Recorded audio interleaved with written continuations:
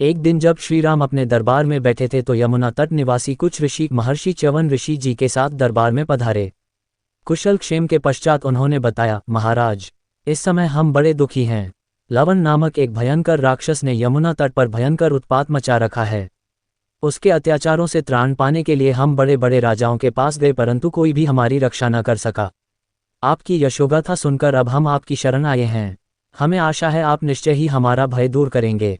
ऋषियों के यह वचन सुनकर सत्यप्रतिज्ञ श्री राम बोले, हे महर्षियों, ये समस्त राज्य और मेरे प्राण भी आपके लिए ही हैं। मैं आपको वचन देता हूं कि मैं उस दुष्ट के वध का उपाय शीघ्र ही करूंगा। आप मुझे उसके विषय में विस्तार से बताएं। च्यवन ऋषि बोले, हे राजन, सतयुग में लीला नामक दैत्य का पुत्र मधु बड़ा शक्तिशाली और बुद्धिमान राक्षस था। उसने भगवान शंकर की तपस्या करके उनसे अपने तथा अपने वंश के लिए एक ऐसा शूल प्राप्त किया था जो शत्रु का विनाश करके वापस उसके पास आ जाता था। उन्होंने ये भी वर दिया कि जिसके हाथ में जब तक ये शूल रहेगा तब तक वह अवध्य रहेगा।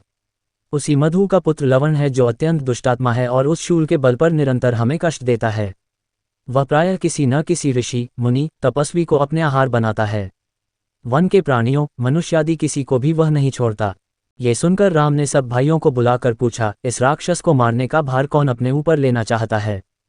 ये सुनकर शत्रुघ्न बोले, प्रभो, लक्ष्मण ने आपके साथ रहते हुए बहुत से राक्षसों का संहार किया है।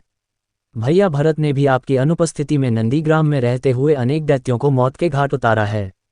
इसलिए लवणासुर के वध का कार्य मुझे सौंपने की कृपा करें।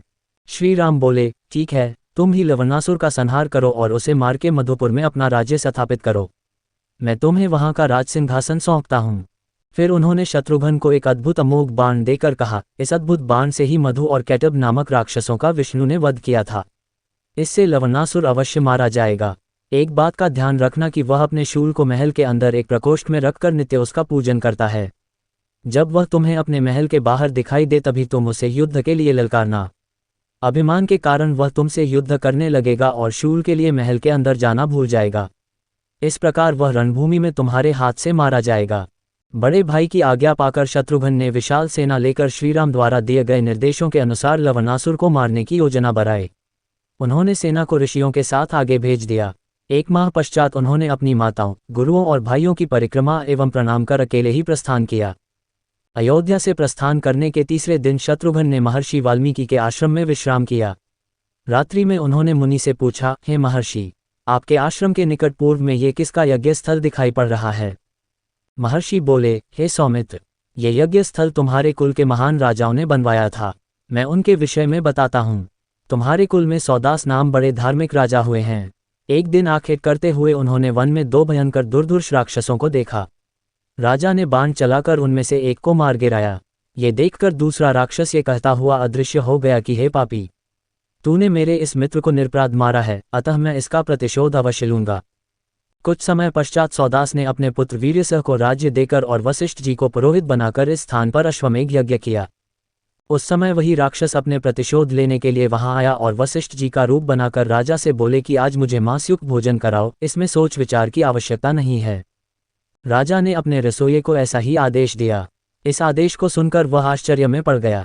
तभी वह राक्षस रसोइये के वेश में वहां उपस्थित हुआ और भोजन में मनुष्य का मांस मिलाकर राजा को दिया। राजा ने अपनी पत्नी सहित वह भोजन वशिष्ठ जी को परोसा। जब वशिष्ठ जी को ज्ञात हुआ कि भोजन में मनुष्य का मांस है तो उन्होंने क्रोधित होकर राजा को शाप दिया कि राजन, जैसा भोजन तूने मुझे प्रस्तुत किया है वैसा ही भोजन तुझे प्राप्त होगा।